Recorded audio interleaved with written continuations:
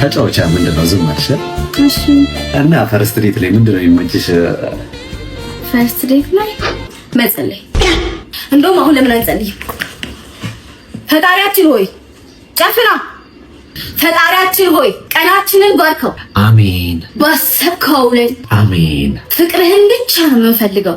ገንዘባችንን እንዳለ ጥርግ አድርገው ውሰድ። ምን አልሽ? አንተ ጸሎት አይቋረጥም። በቃልህ ካልተገዛ እስኪገባን ድረስ ሰባብረህ አስቀምጥ። ምንድነው ይሄና? አካለ ስንኩል ልታረጊ ነው እንዴ መጣሽው? ምን ሆነ ነው?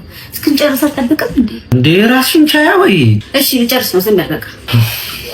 ይሄን መልካም ልጅ መልካም እንደሆነ አቆየው። አሜን። አሁኑኑ ጥራውና በቤትህ አቆየው።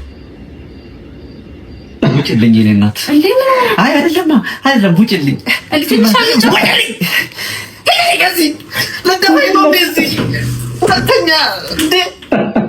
እቺ የጴንጤ ቺክ መሆን አለባት። ምክንያቱም የጴንጤ ቺኮች ናቸው እንደዚህ የሚሉት። የተለየን እኮ ነን እኛ።